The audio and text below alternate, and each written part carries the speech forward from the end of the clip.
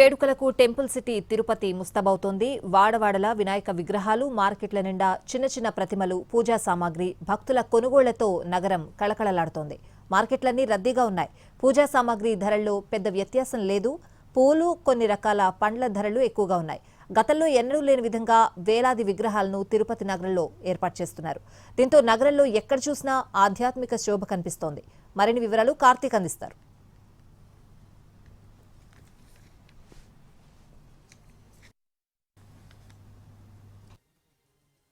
ఆధ్యాత్మిక క్షేత్రం తిరుపతిలో వినాయక చవితి సంబరాలు అమరాన్ని అంటాయని చెప్పాలి. ఎక్కడ చూసినా కూడా వినాయక చవితికి సంబంధించినటువంటి పూజా సామాగ్రిని కొనడానికి, విగ్రహాలు కొనడానికి కూడా పెద్ద ఎత్తున యువత మొత్తం కూడా క్యూ కట్టుతున్నటువంటి పరిస్థితి. మొత్తం ప్రస్తుతం తిరుపతిలో ఉన్నటువంటి అన్ని వీధులు కూడా ఏదైతే నగరవాసులతో కిక్కిరిసిపోయినది. మొత్తం కూడా ఇటు చెరుకు గలల దగ్గర నుంచి ఇతరత్ర వినాయక చవితికి సందర్భంగా ఏదైతే పూజా సామాగ్రి ఉన్నాయో వాటన్నిటిని కూడా కొనడానికి కూడా పెద్ద ఎత్తున నగరవాసులందరూ కూడా మార్కెట్కు తరలివస్తున్నారు. మొత్తం అన్ని చోట్ల కూడా ఇదే రకమైనటువంటి పరిస్థితి. జిల్లా వ్యాప్తంగా కూడా ఈసారి ఎన్నడూ లేని విధంగా కూడా వేలాది విగ్రహాలను కూడా ఆయా మండపాల్లో కూడా ప్రతిష్ఠిస్తున్నటువంటి పరిస్థితి. అయితే ఈసారి మాత్రం ముఖ్యంగా తిరుపతిలో పెద్ద ఎత్తున విగ్రహాల ఏర్పాటు అనేది కూడా కొనసాగుతుంది.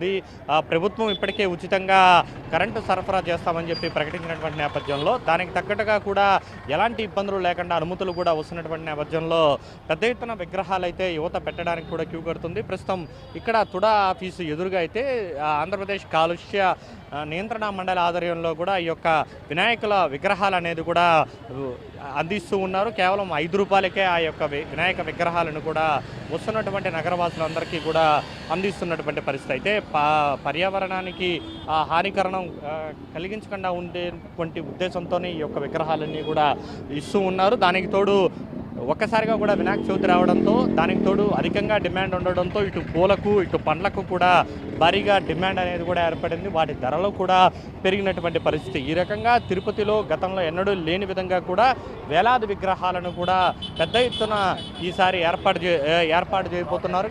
అన్ని చోట్ల కూడా సాంప్రదాయబద్ధంగా ఈసారి అయితే వినూత్నంగా కూడా అన్నిటినీ కూడా పూర్తి స్థాయిలో దాన్ని తీర్చిదిద్దుతున్నటువంటి పరిస్థితి. దానికి తోడు అత్యంత అందంగా కూడా ఆయా మండపాలను కూడా ఏర్పాటు చేస్తున్నటువంటి పరిస్థితి. ఈ నేపథ్యంలో ఇటు అధికారులు ఇటు పోలీసులు పూర్తి స్థాయి సమన్వయంతో గతంలో ఎన్నడూ లేని విధంగా కూడా టెంపుల్ సిటీలో వినాయక చవితిని వైభవంగా జరుపుకోవడానికైతే నగరవాసులు అందరూ కూడా సిద్ధమవుతున్నటువంటి పరిస్థితి. కెమెరా పర్సన్ మనీతో కార్తిక్ ఎన్టీవీ తిరుపతి.